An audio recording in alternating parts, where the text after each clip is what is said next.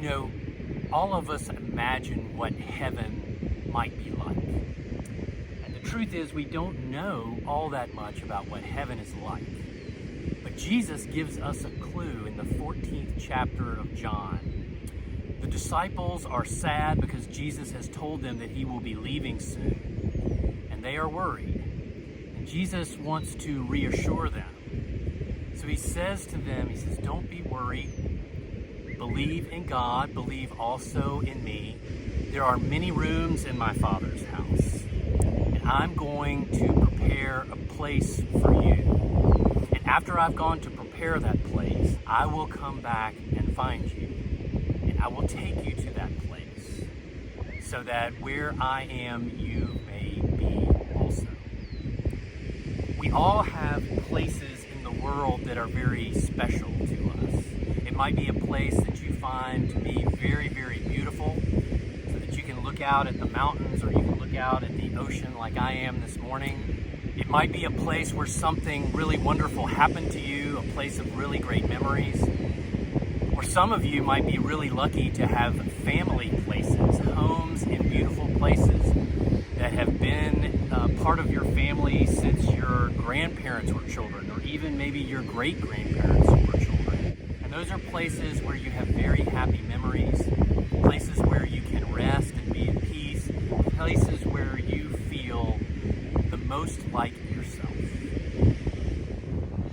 I want to tell you a story about a man named John Todd. John Todd was a famous preacher. He lived a long time ago, over 200 years ago. But when he was just 6 years old, something terrible happened to John Todd. His father was in an accident and died very suddenly. And right about the same time, John's mother became very ill. So ill, in fact, that she could no longer take care of John and his brothers and sisters.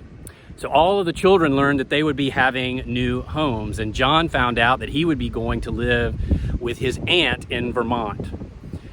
John was scared about this. He had never met this aunt before. He had never even been to the town where she lived.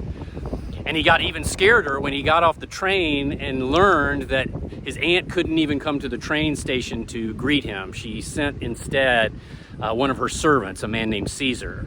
So John tried to be brave when he got up on the horse behind Caesar, and they set off into the dark woods down the road to John's aunt's house. It was getting dark because it was evening. And John started crying because he was so scared and so worried about what was about to happen to him. Finally, he got up the courage to ask Caesar some questions.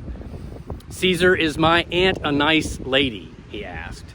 And Caesar says, "Oh, yes, sir. She is a very kind woman." "Caesar, do you think I'll have my own room in my aunt's house?" And again, Caesar says, "I think you probably will. Your aunt has a very nice and spacious house. There's plenty of room for you." And then John asked, "Caesar, do you think my aunt will still be awake and waiting for us when we get there?"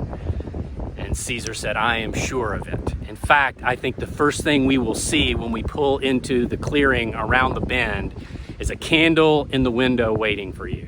And sure enough, when they came into the little glade where the house was, the first thing that John saw was that candle gleaming in the window. And then he saw his aunt standing there on the porch waving. And the aunt came down and gently took John off the horse, led him up the steps and into the beautiful little house. There was a warm fire glowing in the fireplace. John immediately smelled a delicious dinner that was still hot on the stove. And after supper, his aunt took him by the hand and she led him up the stairs and opened the door to a room that had been prepared just for John. She tucked him into his new bed. She said prayers with John, and then she sat there with him while John went to sleep for the first time in this room that had been prepared just for him. That's what I think heaven is like.